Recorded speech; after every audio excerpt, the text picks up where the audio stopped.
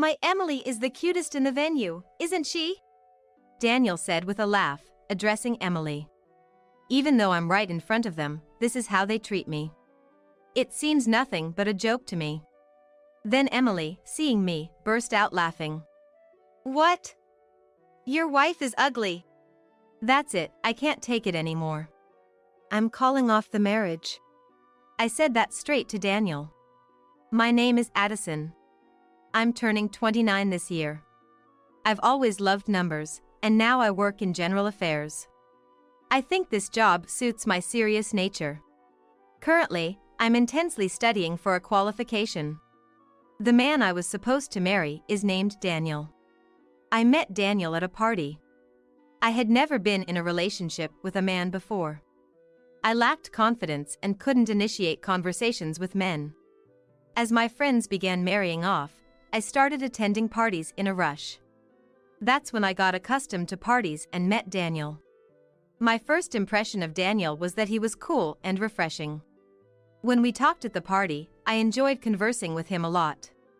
Daniel, an elite at a major pharmaceutical company, is the same age as me. Even his academic background is impeccable. Yet, he's unpretentious and always brings up fun topics. I mistook his familiarity with women as just an act at first. Eventually, we became a couple. I was surprised that I could become a couple with him. I thought I had used up all my luck and love for being chosen by such a wonderful person. When we became a couple, he smiled at me and said, "I'm so glad you chose me. I'm such a lucky guy." But really, I was the one chosen by him. So I said, "I'm super happy too. But why did you choose me?" I asked him. I was genuinely insecure about being a match for someone as great as him. But he just laughed and replied, "I like girls who aren't experienced with guys and seem pure. You're my ideal." "Then that's great. Looking forward to being with you," I said, smiling back at him. After that, he regularly asked me out on dates. On our third date, he confessed, and we started dating. Half a year later, he proposed. I liked him, so I immediately said yes. "That's great. Let's be happy together," he said with a smile. Living for 29 years, I had finally grasped happiness. I would become even happier after getting married. I believed so. But my expectations crumbled to nothing. Because after we got engaged and started living together, he changed. While dating, "Addison, you're really cute. My princess." He always praised me with a smile. But now, that's a thing of the past. Lately, he's always belittling me. For instance, the day after we started living together. I got up earlier than him that day and started preparing breakfast. I planned to do my makeup before leaving for work, so I was cooking without it. When breakfast was ready and set on the table, he woke up. I called out to him with a smile. "Good morning, Daniel. Breakfast is ready, let's eat together." Then he, seeing me, yelled in surprise. "What an awful face you have. A woman without makeup in the morning isn't a woman. At least make yourself presentable," he shouted, furrowing his brow. His eyes were like those looking at something filthy. In a panic, I retorted, "I was going to do my makeup later. Isn't that too harsh? You used to call me cute before we got engaged." I was shocked by his words. But he just laughed and added insult to injury. "It was just flattery to get married.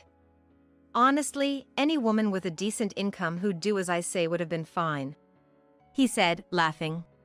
"That's..." I was so shocked that I dropped my fork. At that point, I wondered if I should really marry him, but we had already paid a deposit for the wedding venue. Besides, there was no guarantee of finding another partner if I let him go. I had no romantic prospects before meeting him. And maybe, just maybe, he might return to his kinder self. Holding on to that faint hope, I had no choice but to endure his harsh words. His behavior and words became increasingly unbearable. Especially concerning finances. He stopped contributing to our previously split living expenses. Could you please contribute to the living expenses? It's tough for me to cover everything with my salary alone. I pleaded with him on a day off. But he half-heartedly dismissed me. The wedding costs a lot, right? I'm broke from that expense, so you could at least pay the living expenses. However, he wasn't bearing the full cost of the wedding. There would be gift money, and his share of expenses should be less. No matter how I tried to convince him, he wouldn't listen. Moreover, he never helped with wedding preparations, even when I discussed the dress fittings. Even when I consulted about a dress meeting. Why do I care about a dress? It's a woman's thing, right? You just decide whatever. That's how he responded. And there were issues with his friends too. He seemed to have many friends, as his mobile phone frequently rang. Often, calls were from women I didn't know. When I questioned him, suspecting infidelity. They're just friends. Jealousy is unattractive. He dismissed it entirely. Unable to ask more, I was left in the dark until one night I overheard something shocking. It was when I woke up in the middle of the night. I usually slept with him in the bedroom, but that night, thirsty and awake, I noticed he wasn't there. I heard voices from the living room. He was on the phone. Daniel? I was about to open the door to the living room, but his words stopped me. Our apartment walls are thin, so conversations are usually audible. I wished I had married Emily, he said, laughing. And Emily's voice, loud enough through the phone, responded. But you'll quit your job someday, right? I want someone who can really provide. She laughed. Her voice was unbearably annoying. It was clear she was flirting with Daniel and aware of his attraction. But Daniel continued the call unfazed. It was really great when I was dating you. You're so cute. Should we get back together? Emily burst into laughter at his suggestion. That would be sad for your fiancé, wouldn't it? Though I'm definitely cuter. She laughed. Daniel continued to badmouth me with ease. I shed a tear at his cruelty. And whispered quietly, so as not to be heard in the next room. Daniel, you never really loved me. I thought I could finally be happy. I cried, stifling my voice so he wouldn't notice. Unaware of me, they continued their sweet conversation. Their phone call was hellish for me to overhear. Why did I rush into this marriage? I muttered, crying. He was definitely cheating, and it seemed unlikely he'd return to the kind man he was before we lived together. But the wedding was only a week away. What should I do? I could only despair about the future. Then came the wedding day. Daniel and I were preparing in the dressing room. Our families had already entered the ceremony hall, leaving us alone. Just waiting for the attendant to arrive, we heard a knock. Come in, please. I invited them in, thinking it was the attendant. However, the person who entered the dressing room wasn't the attendant, but a woman in a pink dress. Excuse me. I froze at that familiar voice. It was the woman on the phone with Daniel that night. I instinctively knew it. As I stood there, stunned, Daniel spoke in an excited tone. Ah, if it isn't Emily. You made it here without getting lost. He said, patting Emily's head. I was baffled by his words and actions, and she looked at him and happily responded. Daniel gave me the room number. But is this woman your marriage partner? She laughed, looking at me. Yeah, that's right.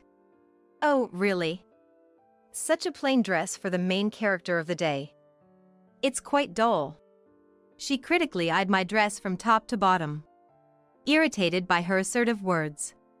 I replied, This is the dressing room. The attendant will be here soon, so could you please leave now? I said to her in a stern tone. Then she quickly hid behind Daniel. No way, jealousy? This woman is glaring at me, it's really scary. Daniel, help me. She feigned fear. Addison, jealousy is unbecoming. She's an important person to me, don't be mean. He admonished me. He couldn't see her face behind his back, but she was smirking at me. Her flashy makeup and perfectly styled hair were apparent. She was probably around the same age as me. She spoke with a triumphant look at me. Daniel really should have married me instead. You'll get bored of such a plain woman in 3 days, won't you? She laughed. Indeed. I wouldn't choose a woman like this unless she had a decent income. She's not my type, he said, looking down on me. I remained silent on purpose. I thought I'd let them talk as they pleased for a bit longer. I clenched the hem of my dress. I really wanted to marry you.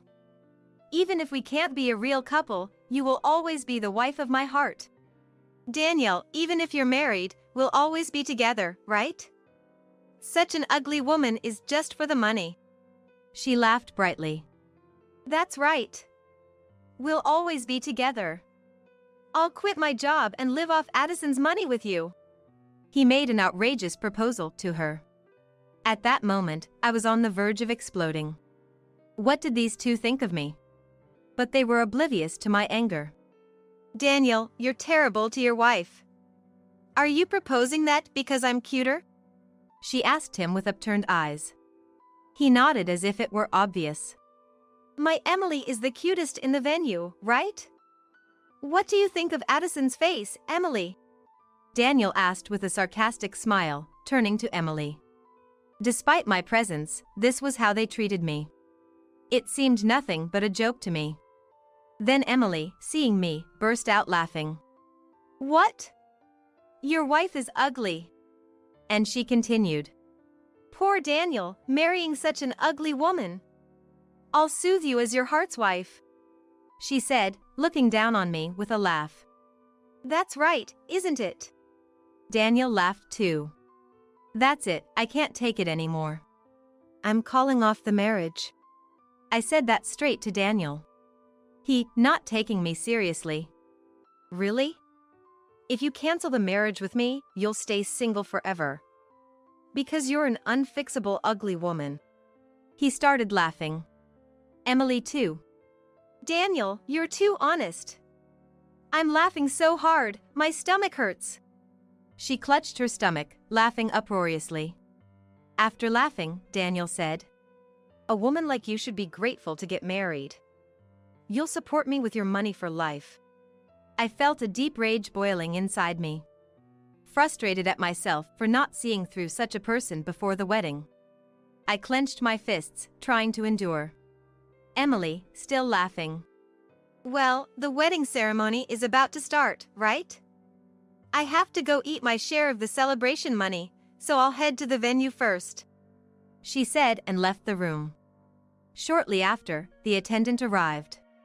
Seemingly unaware of the conversation in the dressing room, the attendant began preparations, congratulating us. Then the attendant started explaining the wedding. Daniel and I had chosen a restaurant wedding, starting with the reception. According to the attendant, we just had to follow the MC's lead. I listened quietly to the attendant's explanation. Daniel spoke to me nonchalantly. Once the wedding is over and we're officially married, we'll be husband and wife. Your looks are a letdown, but I'll put up with it. After all, I have Emily. I ignored his comment. I had no intention of listening to him anymore. I was done with this man. Daniel persisted. Hey! Answer me. But I continued to ignore him.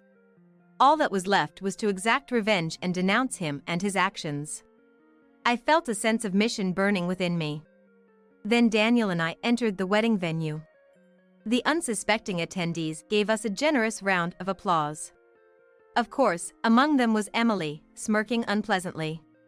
We sat down, and the MC proceeded with the ceremony. Let's start with the vows. First, the groom, Daniel. Amidst thunderous applause, Daniel began speaking. I am overjoyed to marry Addison. I vow to love only her for the rest of my life. He looked at me with a smug face. All lies. Inside, I looked at him with a cold detachment. Amidst the applause, the MC continued. Thank you. Now, a response from the bride, Addison, please. I ignored the MC and remained silent. A murmur started spreading through the venue. My parents and friends looked worried. Addison? Could we have your response, please? The MC tried to proceed, albeit confused. Still, I remained silent. The venue became more unsettled. Everyone looked at me with concern. Impatient. Addison, why are you silent? Just say something. Daniel harshly said. But I kept quiet. The atmosphere in the venue turned decidedly strange. The in-laws looked at me with puzzled expressions. Enough was enough. I had gathered enough attention. I thought so and opened my mouth. Glancing sideways, I saw Daniel relieved that I was finally going to speak. I confirmed his face and momentarily smirked. It was too early for him to feel relieved. Then I began speaking. I will not vow to love Daniel. I'm breaking up with him right now. What? Daniel was stunned, and I casually played the voice recorder at maximum volume. Daniel and Emily's conversation filled the room. I really wanted to marry Emily. Even if we can't be a real couple, Emily is the wife of my heart. Daniel, we'll always be together even if you're married, right? Such an ugly woman is just for the money. The conversation from the dressing room earlier echoed through the venue. Previously, when Daniel was on the phone with Emily at night, I felt frustrated for not having proof of infidelity. So, I bought a voice recorder. I always carried it with me, and fortunately, I managed to record their conversation today. The crowd became even more agitated. My friends looked at Daniel with suspicion. My dad seemed ready to get up and punch Daniel, held back only by my mom. My mother-in-law looked like she might faint, and father-in-law John hurriedly supported her. Emily, sitting at a table with friends, was being glared at by those around her. She was sweating profusely and looked extremely uncomfortable. Meanwhile, the recording continued to play. In this chaotic situation, Daniel, confused, shouted, Addison, what are you doing? Stop that voice recorder right now. He tried to grab the recorder from me, but I swiftly dodged him. Then I shouted loudly, There's no way I'll stop it. Everyone needs to know that Daniel is cheating with Emily over there. I glared at Daniel. Unable to hold back anymore, Emily shouted from her table, You're so sneaky. Just because you get to be Daniel's wife. The one Daniel truly cares about is cute me. However, Emily's outburst caused the venue to buzz with a different energy, whispering among themselves. Everyone, regardless of age or gender. Seeing this, Emily began to panic. What's going on, everyone? What's the matter? I calmly told her. Emily, sorry to interrupt your confident speech, but I think you're the ugliest person in this venue. Someone laughed out loud. Immediately, her face turned bright red. What? What are you talking about? Daniel told me I'm the cutest, you know? Maybe you're the one with bad eyesight? She retorted sharply at me. Laughter began to leak from the audience. Emily and Daniel started to look confused. Then one of Daniel's friends burst out laughing and shouted, Daniel, you've got terrible taste in women. Liking a girl with a face like a panda. And her body's like a panda too. Following this comment from Daniel's friend, the whole venue erupted into laughter. What? Aren't you being rude? Emily yelled at Daniel's friend, but her voice was drowned out by the laughter. Yes, she did look like a panda. First, her makeup heavily lined around the eyes. With her small eyes, she really resembled a panda. And her body was full-figured, making her pink dress seem tight. Her upper arms jiggled violently with every movement. I was worried her pink dress might rip at any moment. The moment I saw her in the dressing room, I realized Daniel's taste was too peculiar. It made sense why he would call me ugly. I borrowed a microphone from the MC. She called me ugly in the dressing room, but I wasn't upset at all. After all, she is a panda. It's amusing to be insulted by a zoo animal, isn't it? As I spoke clearly, laughter erupted from various parts of the venue. Her face turned beet red with frustration. So frustrating. She stamped her feet in anger. Daniel glared at me. I sighed heavily at the two of them. People who cheat have no right to glare at me. Daniel and Emily remained silent, hit by the truth. Then I addressed the silent couple. I'll be sure to collect the engagement breakup fee from both of you. They immediately became defensive upon hearing about the fee. Why should we pay a breakup fee when we aren't even registered as married? I absolutely won't pay. I won't either. I'm a freelancer, I don't have that kind of money, Emily exclaimed. The crowd looked on in disbelief at their comments. Some even chuckled at their ridiculousness. Then a person stood up and approached us. Daniel, enough is enough. Daniel's boss, with a red face, yelled. Boss! This is, Daniel, looking perplexed, tried to make an excuse to his boss. But he seemed at a loss for words and remained confused. The boss sighed heavily at his demeanor. What an irreparable thing you've done. Cheating openly in front of Addison, maybe it's my fault for not educating you properly, the boss said, holding his head. His face turning pale. He seemed to be trembling slightly. Emily, looking puzzled, said, That ugly woman is from a different company than Daniel, right? Why is Daniel's boss so worried about it? She asked, tilting her head. Sensing something off from the boss's reaction, Daniel asked, Boss, what's wrong? My engagement breakup with Addison has nothing to do with you, right? He asked nonchalantly. Then the boss, face red with anger, shouted, Don't you know our company's board of directors? Don't you recognize Addison's dad? He yelled desperately. Daniel looked back and forth between the boss and my dad. No way, he muttered. His face turned pale. My dad's face was red with rage, veins popping. I am a director at your company. Your future will be discussed at the board meeting. Daniel was shocked. He tried to appease my dad in a panic. Wait, please. It's too much for this incident to lead to that. Daniel's friends were also surprised. They were all his colleagues, so bewildered by this turn of events. It's natural to be confused when the bride's dad is a director at your own company. Then my dad said calmly, Weren't you planning to quit the company and live off my daughter? You just played it on the voice recorder. If you're so eager to leave the company, why don't you do it now? That's... Daniel's face was filled with despair. And with Dad's words, Daniel's mother finally fainted. His father, John, was frantically calling her name. For her, Daniel was probably the pride and joy of the family. A well-educated graduate working in a major corporation. He must have been on a seemingly perfect elite path. But now, this incident not only derailed his elite trajectory but also cast his future into uncertainty. I had only met the in-laws once at a greeting. But they seemed like very nice and sensible people. That's why this incident must have been incredibly hard for her to accept.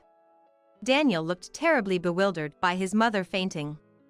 And then, incredibly, Daniel yelled at me. If you had told me your dad was a director at our company, I would have treated you better. He accused me, completely disregarding his own actions.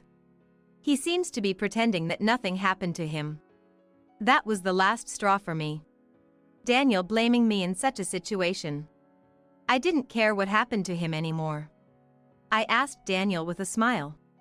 Treat me better? Like contributing to our living expenses during cohabitation? Or not contributing money but at least staying out of housework? That's...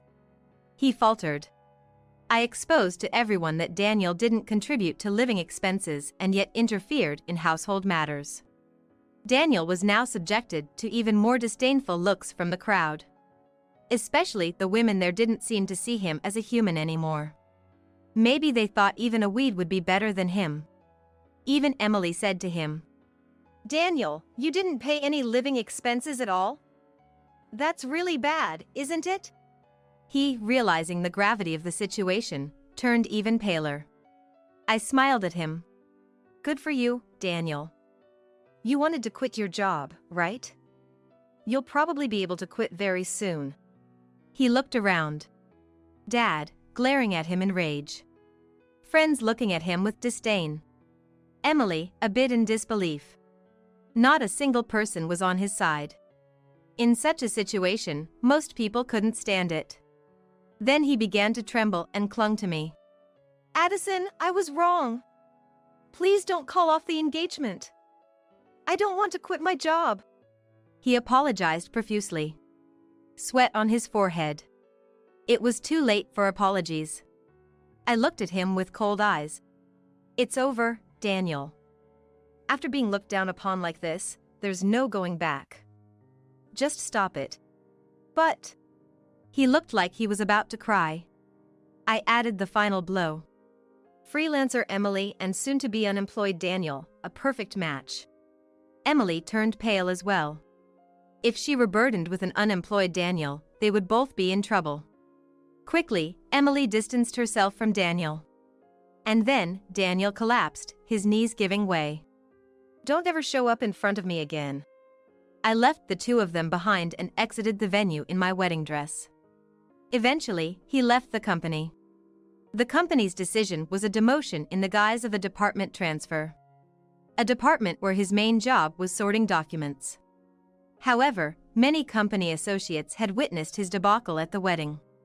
Leading them was our dad, a director of the company. The smart ones started keeping their distance from Daniel, and it seems he was secretly condemned by many. Consequently, he found it increasingly difficult to stay at the company. Eventually, unable to bear it, he submitted his resignation before the transfer. But leaving the company brought him further trials. It was the hefty breakup fee. The engagement breakup fee was just the going rate, not too high. But we added the wedding costs on top of it. Since the wedding turned out that way, we had to return the congratulatory money to all the guests. But the food was served, and the full cost of the wedding had to be paid. He was responsible for the disruption of the wedding, so it was decided that he would bear the cost. Daniel's parents, who were very nice people, apologized to me several times. I felt almost sorry for them. Daniel had no savings. He was flashy with money and spent whatever he had. Therefore, his parents initially shouldered the guarantee money. However, in the discussion, if I marry Addison, I don't have to pay, right? Then I'll register the marriage. Daniel argued. I felt nothing but contempt for him. And for saying that, he was severely scolded by his father, John. Eventually, an infuriated John said, "You're hopeless. I'm done with you." Daniel was visibly panicked. With no job and no home, Daniel was in a dire situation. Naturally, the apartment where Daniel and I had been living was already in the process of being vacated. I think he has to leave by the end of this month. I had already arranged movers and sent my belongings to my parents' house, leaving the apartment. After that, he kept ignoring the landlord's eviction notices. Eventually, he was sued. I found out about this because the landlord contacted me. Apparently, he had stayed there for about 3 months without paying rent. He was forcibly evicted through legal proceedings. It's unlikely that he who now disowned by his parents could return to his parents' home. Jobless and homeless, his future looked bleak. I think he has hit rock bottom. And he hasn't rebuilt anything with Emily. Through a lawyer, I demanded the guarantee money from her. I offered a condition: if she didn't reconcile with Daniel, the fee would be reduced. Without hesitation, she chose not to reconcile. I'm not interested in someone without money or a home, she declared firmly. Apparently, Daniel reached out to her several times for help, but she ignored all his attempts. She apologized to me. I'm really sorry. Since that wedding, everyone calls me a panda. It's been tough. I think the guests spread the word. She seemed to have realized her mistakes and reflected on her actions. But no matter her remorse, she faced constant criticism. Even at her part-time job, The panda nickname got out and she quit, being laughed at behind her back. I'm thinking of moving far away, she said. She, forced to flee due to her careless comments with Daniel. She will likely continue to be cautious about public scrutiny. A fitting punishment for her disdainful behavior. I hope she learns from this. As for me, I passed my certification exam. The qualification is for a social insurance labor consultant. Working in general affairs, dealing with payroll and entry/exit procedures, I wanted to be more knowledgeable about labor management. This will surely motivate me more in my work. Not just in work, but I've also taken a step forward in romance. After the wedding, my friends started introducing me to men, knowing I was done with parties. I was grateful for their kindness. There's one man, introduced by a friend, with whom I've become close. He's 3 years older, hardworking, and not very handsome. Rather plain-looking. He works office administration in a small to medium enterprise, nothing glamorous. After Daniel, elite and good-looking men trigger a rejection in me. So, this man feels like someone I can be myself with. It's still early to tell how it will go. But it's a step forward. I want to cherish this one step forward for the future.